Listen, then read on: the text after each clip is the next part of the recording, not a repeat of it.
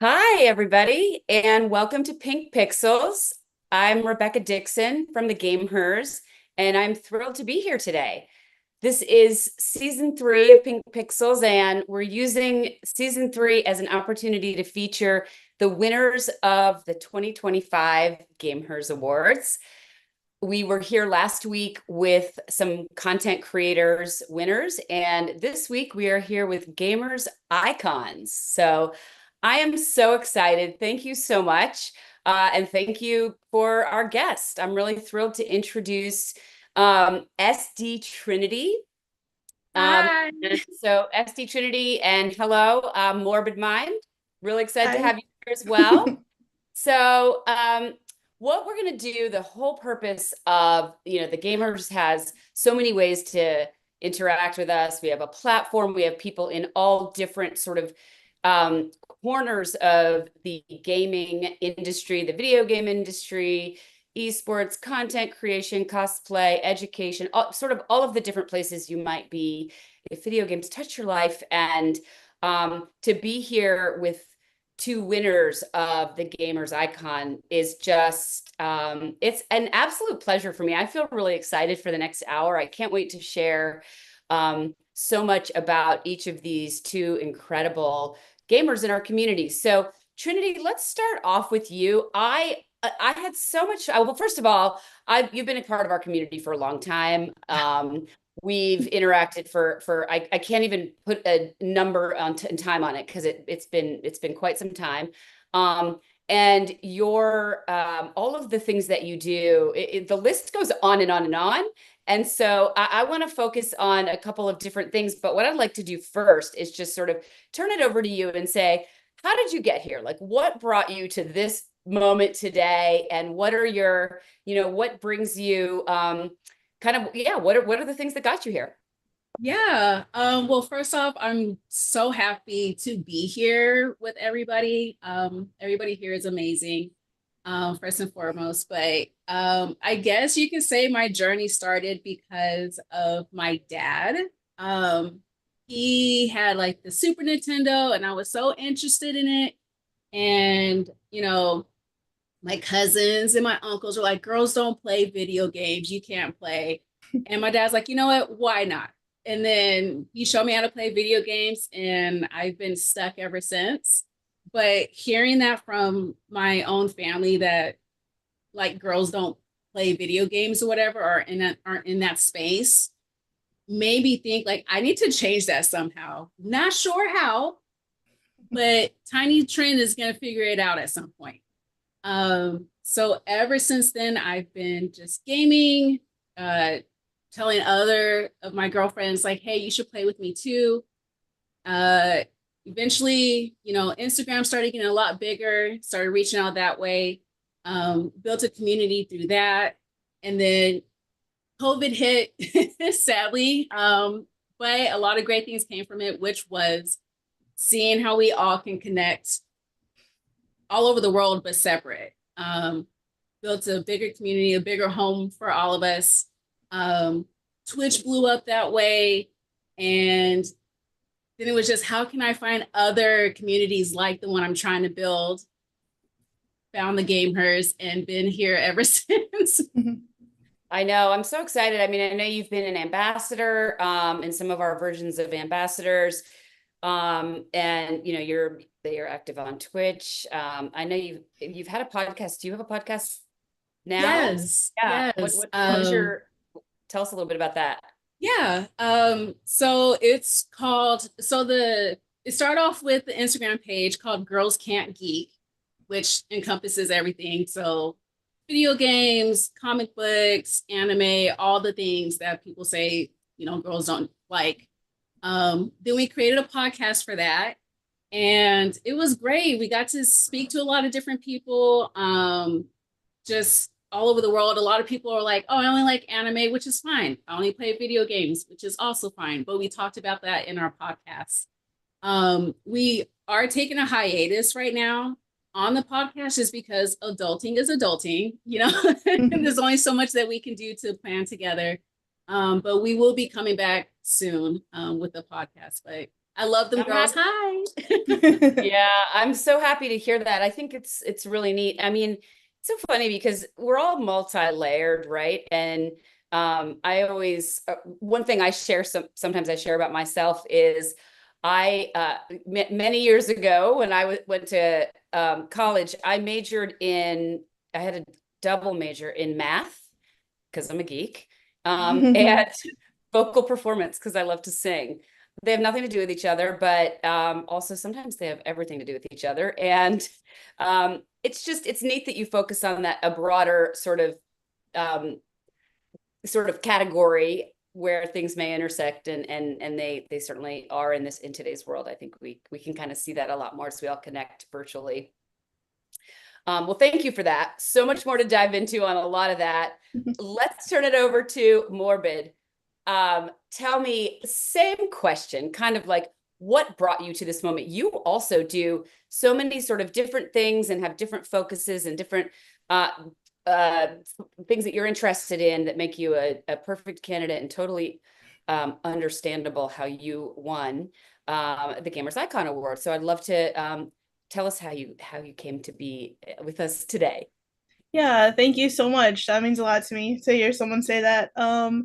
I started gaming after COVID as well.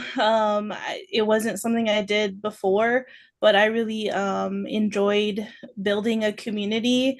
And as a content creator, I had a lot of fun streaming, but I felt like I wanted more and I wanted to do more. So I started working with other esports organizations, and different experiences led me to think, I want to build something of my own, and I have certain things that I'm passionate about that I want to implement into the gaming community. So I started Exile Esports 2 years ago. Actually, we're celebrating our 2 year anniversary this month. Congratulations. Thank you so much. So we started Exile Esports, and our main mission is to build a community that is accepting of all gamers, where we lift each other up and push each other to be the best that we can, whether that be competitively with our competitive teams. We currently have a Rivals, Apex, and Overwatch roster. And then also lifting up our content creators to help them be, the greatest that they can be. We primarily have FPS content creators, but they do a little bit of variety as well. But I think what makes us really unique is not only are we a gaming community, but we care a lot about mental health. And we implement that in a lot of different ways, where we share resources about mental health. We raise money and do charity events for mental health organizations. And then we also implement that in the way that we work with our competitive teams. That's something huge that we do, where we talk a lot about mental health with them, and we make sure that when we're building teams, that is one of our main focuses. And so I really love that I'm surrounded by a community now that sees the vision that I saw, and now we're just kind of making it real, and going on 2 years, and now I get an award for being a GameHER icon.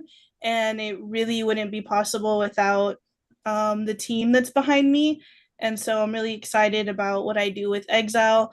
Outside of that, I do my own content creation. I am a full-time pretty much content creator who plays a lot of FPS games, mostly like Apex. I also do a lot of cozy things, and running a business, I'm sure you know, is difficult and hard, and there's never an off moment. You're always on. So sometimes I've had to learn how to balance between being my own content creator and running my own small business. So a lot of the times my streams are co-working streams, where I'll be doing work and talking about everything Exile related, and still being able to connect with my community as like a content creator. I love that. First of all, congratulations on 2 years. It's an incredible milestone. Thank And you. I love how you so casually say, so I started an esports team 2 years ago. I mean, that's a massive undertaking. And Yes. in a minute, I'd love to dive into that more, but let's talk about the mental health aspect of it, because I think Yeah. that's something that we can all relate to. And whether it's feeling overwhelmed or burnout or whatever the sort of flavor of mental health challenges that we're going to discuss. What one thing I think is sometimes confusing to people when they're not as familiar with our broader industry and they hear like mental health and gaming, there's Mhm. an instant assumption that that topic is about how gaming is bad for mental health. Yeah.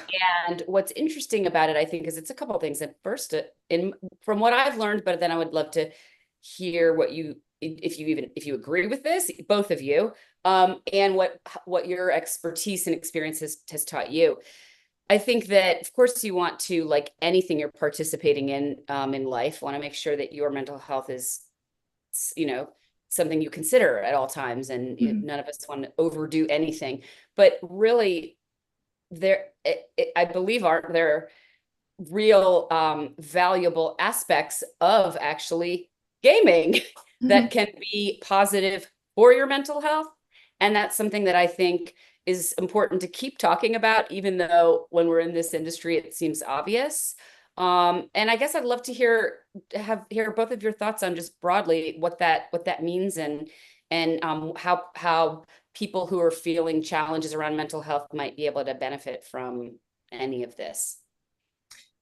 Yeah. I feel, thank you. I feel like building a community is huge, and having people around you that understand the things that you enjoy is huge for your mental health.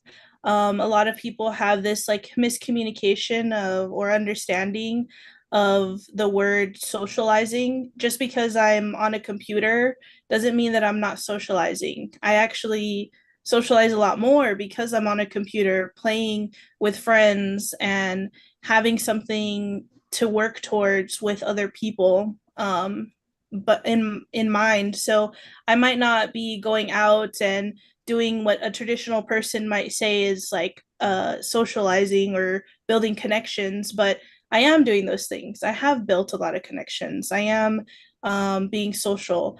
And so I think that's huge when it comes to the gaming world and just being online in general, that people see that as like a misstep, but those things are huge for mental health. I also think Yeah, that gaming can like teach you a lot of things, especially when you think of like competitive gaming. You learn a lot of skills. People, totally. you have to have people skills. You have to learn how to work with people, meet people halfway. There's a lot of things that you learn when you're doing things competitively, and those aren't just skills that you learn every day. It's built by the teamwork and working with staff members and having supervisors. All of those things are huge parts of Yeah. life that you can learn here. Yeah, they're like hard skills. Mhm. What about you, Trinity? Um, I find video games to just be a great outlet, especially if you are going through tough times, darker times. Maybe you just had a really rough day at work and you just need to decompress. I find it my go-to for almost everything. um, Especially with our community that I have here is, I want to make sure everybody's okay. And there's times in the chat on Twitch, someone's like, hey, I'm not having a good day. And I'm like, well, would you like to talk about it? Because I'm sure we're all having maybe a rough week or something. And I'll just pause my stream and then we'll just talk. It'll just turn into a just chatting instead of playing like Call of Duty or something. I love that. But with socializing too, just like Morbid said, is just because I'm in my room or at home playing video games does not mean I'm not socializing. I find it easier to speak to people in this kind of format instead of in person, because it also gives us a moment to kind of just think about our responses, and we're not just staring at somebody like, what's your answer? What's your answer? Like you would in person. Um, it's a really, really big topic, especially recently in my community. I opened up about my mental health and stuff like that, just to let them know, like, hey, you're not alone. Yep. And just the steps that I've taken and what resources I've gone through and are going through to get better. So that way, if somebody doesn't have that support, they know that they can at least reach out to me and say, hey, like, I remember you saying this. Do you think it could help me? And I've already had a few people come up and discuss it with me, which it makes me feel a lot better because it's hard to put yourself out there on top of that too. So Yeah, it's video I games love really that. brought us together to do that in the first place. Yeah. Well, mental health is it's such a, it's just two words, right? And Mhm. so I think sometimes they're scary and you don't necessarily, not everybody means the same thing when they say them. But then when you hear somebody say words like, so for example, I have ADHD, diagnosed pretty um, strong. And I'm always learning new tactics of how to live with it. And some things about it can be very, empowering. I can get in the zone, and other parts of it can be challenging. But Morbid, you mentioned something that I actually love, and I just tried recently for the first time ever, virtual co-working. Oh yeah. And I I kind of can't believe I haven't done it before because with my own personal mental health challenges, which are around ADHD primarily, that was massively helpful and successful. And I sat down and did the thing that I was sitting down to do within that hour. At the end of that hour, I Mhm. mean, it was kind of unbelievable. Then I was thinking, wow, I'm definitely going to do that again. Anyway, I agree with both of you that it's wonderful, but scary to share things, and also then very heartwarming when you hear people that maybe it meant something to someone and they can learn from it. So thanks to both of you for having that discussion and being open about it, because I think it's helpful. And at the end of the day, everyone, we're all living the human experience and can probably take tidbits of advice. What do you think? So we talked a little bit about the value of communities when you're, at home or wherever you are and you're behind your computer, and how they are super important. Um, Also, sometimes it is great to get together in real life. And I know that both of you sometimes do that. What are your experiences around that? Do you think it's great to meet your own communities in real life? Do you like going to events? Are there specific events that you've had great experiences? How would you talk about that part of your careers? Either one of you. Yeah. I've gone to DreamHack Dallas now twice. And we had a bit of like a meetup for just Exile members, and we always promote if there's like conventions happening, if anyone's going, so we can try to meet up and hang out. I think it is really important to get those connections, especially where people, our gaming community is probably part of like my main best friends, and so being able to meet them in person is huge. It is also super important for like networking and just like meeting other people in the community. I love DreamHack. Again, I'm going to keep going back to like competitiveness because it is an esports org that I run. And so I love that aspect of it. So I love being able to watch people compete and just being in an environment where I am surrounded by other competitive gamers just motivates me so much to just keep going. Whenever, obviously, I am so happy with all of our success that we've had, but I feel like every time I go to DreamHack and I see other people winning, it just it like lights the fire in me to be like, no, okay, I'm next. I'm gonna be there next. And if it's not me, then it's gonna be somebody on my team. And I'm just so excited to, keep going and pushing. And yeah, so I think the in-person events are super important. Yeah, they're really exciting, right? Like the energy is kind of something that would be hard to describe to someone who hadn't actually been, Yes. in terms of live competitive gaming. What about you, Trinity? Yeah.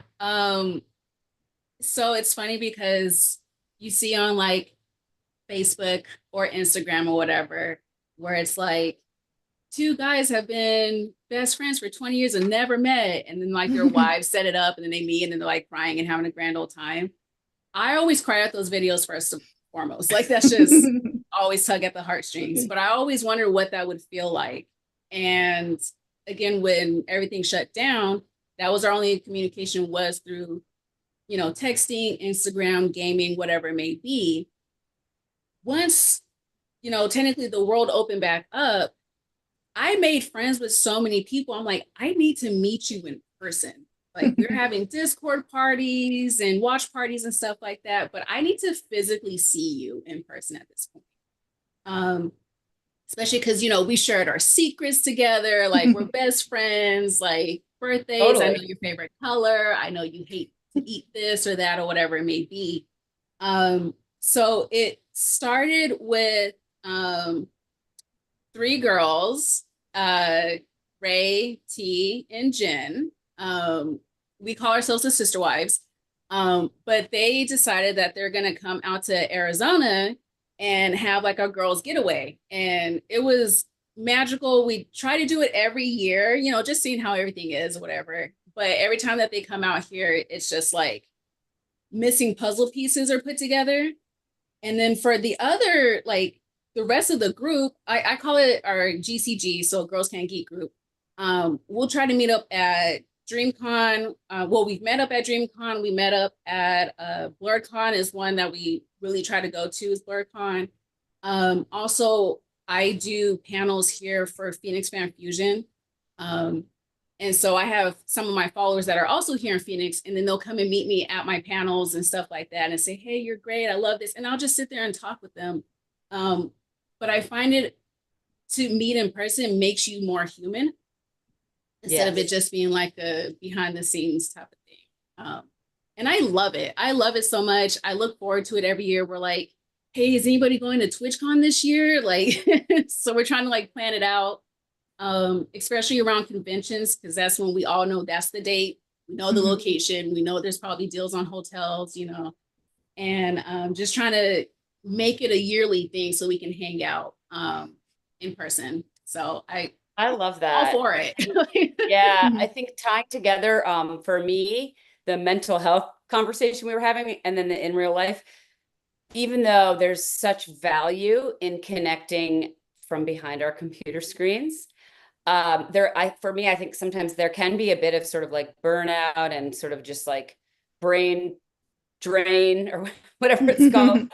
And when I go to in-person events and talk to, real people face to face, especially people that I've connected with for online for a long time, I also find that it has a rippling effect after the event. When I get home, I'm energized, I'm re-energized, and I'm excited to sort of do what I was already doing, but with a renewed, level of excitement. And so that's something else that I find really just fun about in-person events. Trinity, you said something earlier that I thought was so interesting, or I related to, which is that one thing about having conversations online or virtually is that you have a minute to think about your response and you're not just staring at someone. That really resonated with me because I'm 100% an introvert, and I always joke I'm much more comfortable, and maybe this goes back to because I grew up singing and performing, but I'm much more comfortable like on a stage than walking into a room where I don't know anybody networking. That's just flat out a fact. Even in real life stage, I'd be more comfortable doing that. And so I always try to think about before I'm going to an event. And sometimes I'm meeting people that I know and having meetups and things like that. But do you have any rituals or plans or strategies for prior to going to an in-person event? How do you plan for just the whole experience? And is there ever any of that, the value of being behind a computer screen isn't there. So what do you do to sort of combat that in real life? So okay, so I normally just put out the bird call, like, hey, I'm gonna be at this convention. This is what I'm Yeah. gonna be wearing. I hope to see you. But at the same time, I'm like, oh my gosh, what if they don't like me in person? Like they like me online, but I'm in person. I don't think I'm different, but it's still just kind of like, I don't know, it's Yeah. kind of nervous. Um, but a lot of times they come up to me saying, I was nervous to meet up with you. And I'm like, I don't see why. I'm nobody. Like I'm just Trinity. But just thinking about that and already going through that for the past couple of years of being in person, it makes it easier to say, hey, like I'm nervous, you're nervous, let's be nervous together and let's chat about it. Um, Everybody that I've met in person has been so sweet, and they're very understanding of boundaries too, especially in the convention space. They're like, hey, is it okay if I can take a picture? I'm like, oh, that's so nice you asked. Or is it okay if I can like handshake or get a hug? Absolutely. Which is huge, just consent wise. I really, Absolutely. really respect that. Because being behind a computer screen or a camera or whatever, you kind of end up losing a part of that personal boundaries, I guess. Um, Yes. but I Yeah. just I just sit there, I mentally plan out everything. I'm like, hey, I'm gonna be at this panel or I'm gonna be doing this. Meet me there. If not, try to find me wandering around and I'll take pictures. I'm like, I'm here, I'm there. Um, it's I guess a year building up to it, I'm okay now. But if it was like all the time, I'm like, oh, okay, I don't want to do this anymore. I think that's very good advice. What I hear you saying is you say what you're going to do and where you're going to be. You invite people to come to those places, whether it's a panel or a meetup. And then, you kind of just know what you're going to be doing. And as opposed to maybe sort of wandering aimlessly around a convention, which I've definitely done in the past. Yeah. But that's great advice, and I think it's I employ a similar tactic about meeting specific people at specific times and knowing that that's where we're going to be. But what about you, Morbid? Do you have any sort of in real life event strategies? I think more of like on the networking side of things, for me to like prepare for that, I just kind of think about like beforehand, what is my purpose for being there? And so that in my head, I know what the conversation should look like. So if I'm going to network to meet about me being a content creator, then I know about, okay, well, I'm going to be talking about Morbid and everything that I do on my streams. But if I'm there for like exile's sake, then I have that in mind of this is what I'm looking for. I'm the one going out looking for creators or whatever. So I just kind of mentally prepare for like what type of conversation I'm going to have or what's the purpose of me being there. As far as like meeting other people, it's funny you bring that up. I'm still like on the smaller side as like a content creator. Um, so when I went to DreamHack recently, someone came up to me and was like, "Oh my God, I like your TikToks. Like I see you on TikTok all the time." And I was so happy. That was the first time someone had come up to me before. And I was like, "Can I have a hug?" And so I was telling my friends, I was so excited that somebody who I like didn't regularly see in like my Twitch chat, but someone who had seen me on TikTok had come up to me. But I really like the advice that Trinity gave that next time, maybe in a year where potentially I'll have more growth, that I'll take some of your advice and use that in the future. Well, I want to share something with you as I was preparing for this call or this for PinkPixels today. I spent some good time on your TikTok. It's awesome. Thank So you. I agree with that person.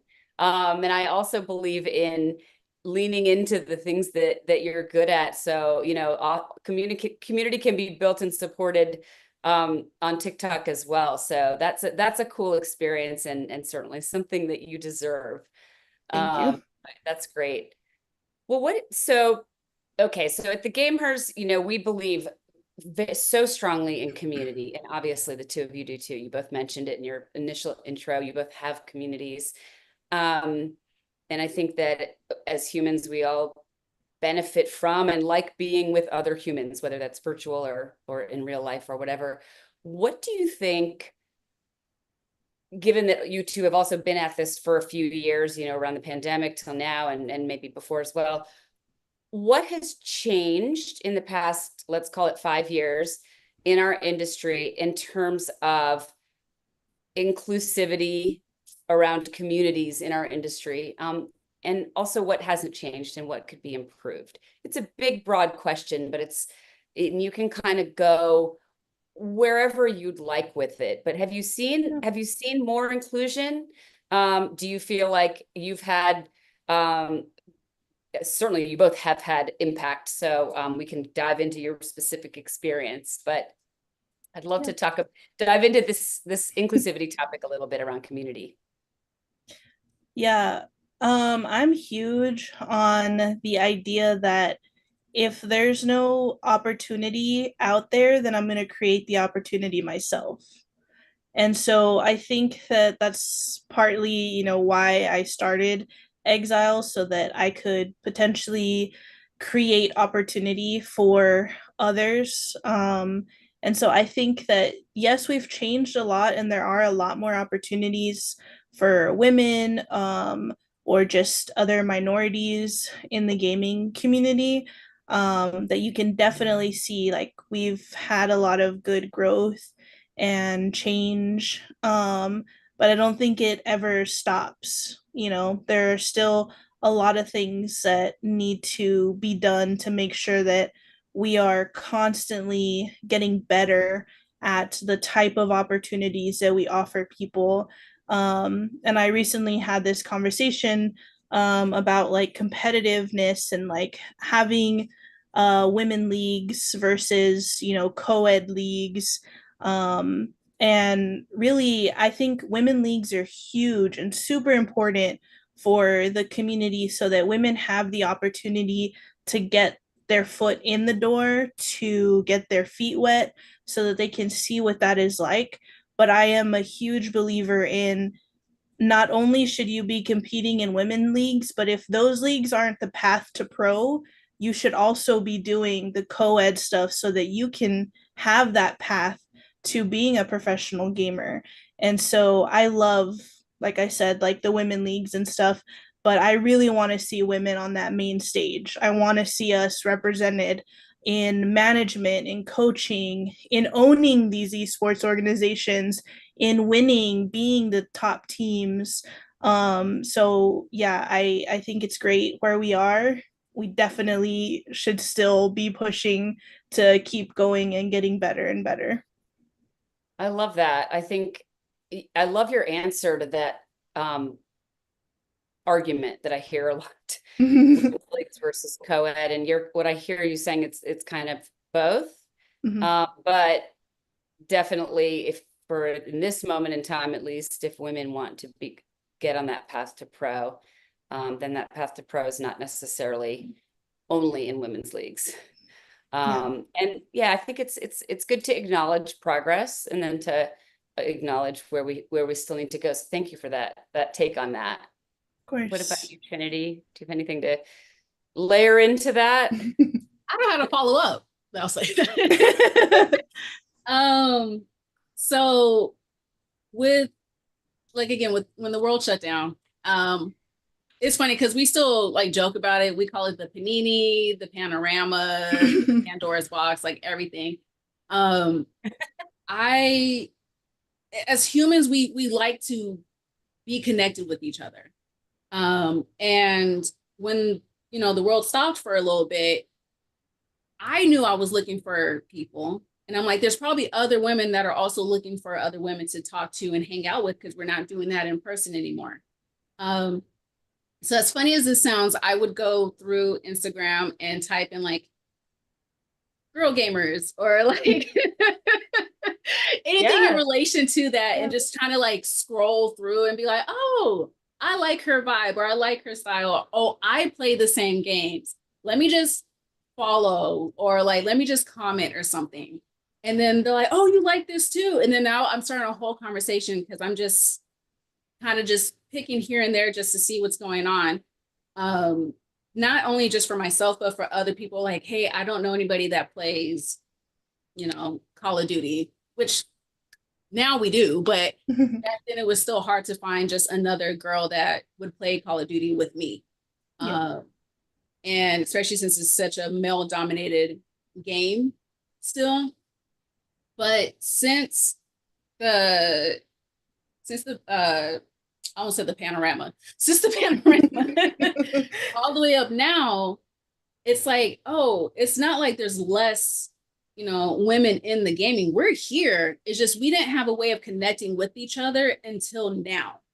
And now that we are able to connect and build a community, just like the gamers have been around for forever, but now it's like gotten even bigger and stronger. It's just like, hey, did you know that we have this? Oh, I didn't know. Let me go over there.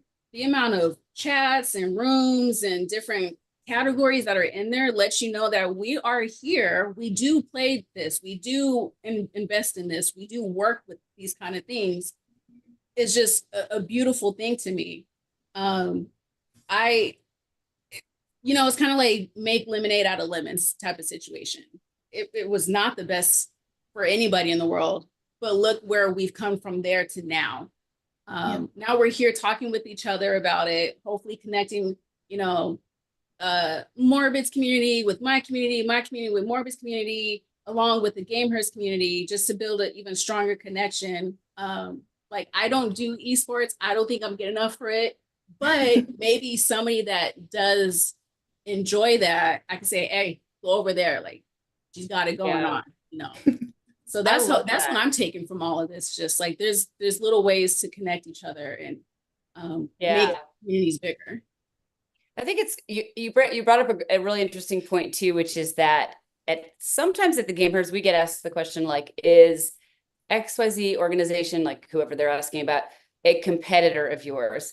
And it's sort of funny because there's room for if somebody is supporting women in gaming broadly, then they're not a competitor of ours. They're an ally of ours.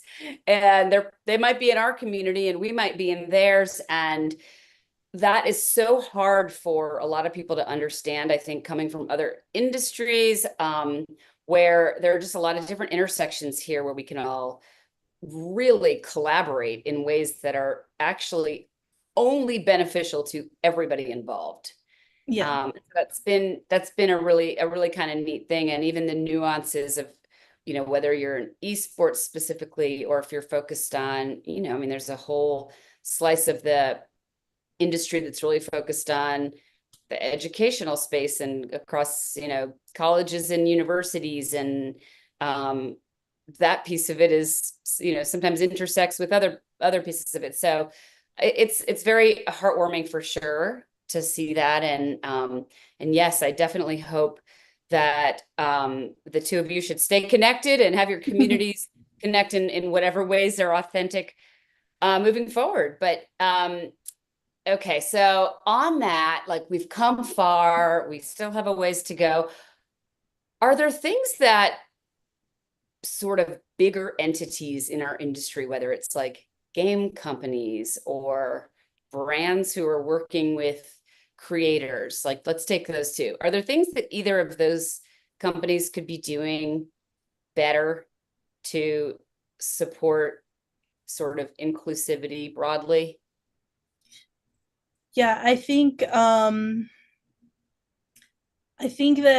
that some brands need to kind of get a little bit more up to date with all the value that gaming, content creation, streaming can offer. Sometimes you see numbers and they might not be these huge, numbers that certain creators can make. But I think there's a lot of value in someone like Trinity or me that have quality communities. We have communities that we're very connected to that we may not have these big numbers, but we have people who we know would be super supportive on things that we're doing. So I think just the industry in general just kind of needs to catch up, I guess, is what I'm kind of getting at. To understand the value of like quality versus quantity sometimes. And like you said, representation is super important in a lot of different ways.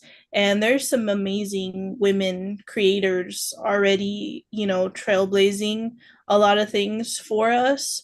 But I would love to just continue to see that promotion of, like I said, again, competitive gamers and women, and them pushing the boundaries of what we've had in the past. I love that. Well, I think the more that you keep saying that and people like you keep saying that, we'll get it out into the universe and hopefully also inspire some younger gamers to think about those types of careers from an early age. I'm a big believer in, if you see it, you can be it. And Yes. so that's one of the things that we're trying to, always do here. And Trinity, what do you think? Are there ways that brands or game companies could be doing better, or are there examples of things they're doing right now? That's also another great topic. I think there's always room for improvement. You can be the biggest brand out there, and there's always going to be room for improvement. I it's like I like it and I don't type of situation. So we'll just say like Black History Month, February, highlighting Black content creators. Love it. But as soon as March comes around, it's nowhere to be seen, or like Women's Month. Awesome. Love it. And then it's gone. I just wish it was a more consistent thing with women or just minorities in general. Like Marmon said, like us, like we're also here too, just not in this specific month or this specific day or whatever it may be. We're here all year long. I wish we can highlight that more. And it is a business portion too, like, hey, they want to get their reach out there. So of course they're going to look at the numbers. Like, do you have, I don't know, 10,000 plus followers? No? Well, let us know when you do. And it's like, oh, that kind of sucks. It kind of gets the momentum going. Like, I want to get to that point. But at the same time, in my mind, I also don't want to be chasing somebody because they only saw me as a number. They didn't see me as my content, as my quality, as who I am, or even just my community in general. So sometimes it's just take a chance on the little people, we're here, we're having fun. Morbid made her thing from scratch. So like, look at that. Like in 2 years, that's crazy work. Yeah, it's really true. I think what's also interesting, and I don't think I mentioned in this discussion, but I spent my first decade in the corporate world as a media buyer for brands. So I'm super familiar with how the brains work of like, here's the budget, here's what we need, and I mean, it's not that the math of that is not hard for probably anyone to kind of get, but what I think is so fascinating and we could still use some understanding around is you two have these incredibly engaged and special communities, right? And so if you're going to recommend a product, for example, to them, it's not okay. I mean, you don't have necessarily, maybe your numbers aren't their minimums. I don't even know what the minimums in any given brand would be versus what you have. But over the course of time, let's say it's like a year or 6 months or whatever, if you're working with a brand and have a brand partnership, I think what brands ultimately might want to consider thinking about is like lifelong customers and people who really value their products for also what they stand for, and the people who use them and what they stand for. And for all of those reasons, I mean, if you're going to evaluate the ROI of one post and then see how many purchases were made off that one post, that's just math, and then the math might not work. But if they look at it and consider it over a long-term commitment to customers, and then what about like generational customers? So I personally am hopeful that there's some room in that direction, because I totally agree. I think having engaged, close, tight-knit communities would be the obvious way to go if I were the one making those decisions. So thank you for that input from both of you. And we're coming up sort of on the last couple of minutes of the of our stream. So I want to see, where do you think our industry is headed? Like, let's say in the next year, are there going to be any major changes? Anything you're excited about?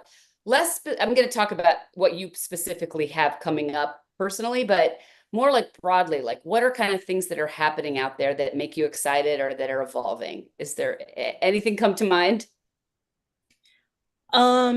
Just in the industry in general, like I said, I just really want to see women on the main stage of events. I love that there are things like DreamHack that highlights women leagues, like they did with Halo recently.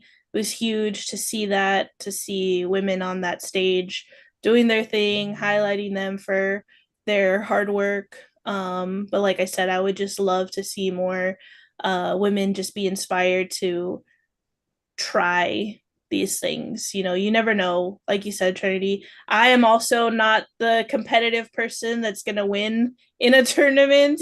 But I understood that, and I, created my own space where I could still be a part of that, where I might not be the one on the stage, but I can definitely be in the background pushing you and helping you get to that point. But I would really just, like I said, love to see more opportunities for women, with whether it be leagues or seeing their path to pro, seeing more in-person events related to the women's competitive scene, and having them highlighted on streams with brands, with casters, like something really professional. I would love to keep seeing more of that. I love that. Well, I'm with you in that desire. And so we'll have to keep that conversation live and real, and hopefully we can be a part of making it all happen together. Yes. What about you, Trinity? Honestly, I agree with everything that she just said, because I had to go and search for this. And I'm hoping within a year, it's not me searching. I just want it to be like, boom, first thing on my page is women in gaming, or this creator did this, or this group of women won the whole tournament, in the co-ed space too. I would cry tears of joy if I saw that at some point. Oh yeah. Because that's just the little trend in me didn't get to see that growing up. And it's still not rare now, but it's still kind of uncommon still to see something like that. So it's still unusual. It is. Yeah. It's not the most typical outcome. And so I'm absolutely with you. And it's a balance of talking about all the progress that's been made and being like, but not enough, not enough. Yeah. Okay, so with that, I want to make sure that anybody who's watching knows what's coming up for the two of you, where they can find you. We will be clipping this and putting it on social and sharing all of it. So Trinity, where are you going to be at any events? Do you have anything coming up in your community? And where can everyone find you? Absolutely. I'm working on going to TwitchCon this year. So that's in October. Hope to see you guys there, because just it's a hot skip and a jump for me to drive over there. But as far as streaming goes, my schedule is changing, but I will be streaming more on Thursday, Fridays, and Saturdays on Twitch. If you need to find me anywhere, all my social media is SD Trinity. Make it real simple for you guys. Wonderful. Thank you so much. And Morbid, what about you? As far as I'm concerned, Exile Esports, we run our tournaments. We do our own tournaments as well. We run monthly events for Apex, Overwatch, and Rivals. So this month we'll have a Apex event. If anyone wants to play, any women in the community want to come and have some fun, we're doing a random royale this month. And just if you want to find me on my personal accounts, you can just look for morbid mind underscore, and I stream almost daily. But yeah, I'm super excited. Exile Esports, we were constantly doing charity events, like I said, tournaments. We have our competitive teams that you can watch and come support. And then obviously our content creators that we love to support and show off. But yeah, I'm so excited and I'm super happy that I got to spend an hour talking to both of you. It was awesome. I love the like you said, sometimes we just need to have the conversation, and kind of going back to like mental health. I think it's important to have someone to start the conversation. You know, Trinity and I may not have all the answers to the problems, but we are definitely the type of people who are open to having those conversations with others. So I'm super glad that I got to meet you today, Trinity. Yeah, same. This is why she won an icon award, you guys. Like, Yeah, both of you, No, total you too. icons, Thank you. total icons. And it was an absolute honor to have an hour with you two. Thank you. I know you're busy and time is everything. So thanks for spending your time with me. I am so excited to continue this conversation in real life, virtually, and I look forward to supporting and watching as both of you continue to thrive. So thank you. We will be back next week with PinkPixels. We're going to be talking to some more award winners. So please join us. And this has been an incredible conversation. And it's just the beginning. We have a lot more happening in the GameHERs platform always. So make sure to head on over to tgh.app. And thank you all. Have a wonderful rest of the day. thank you. Bye. Bye. Bye.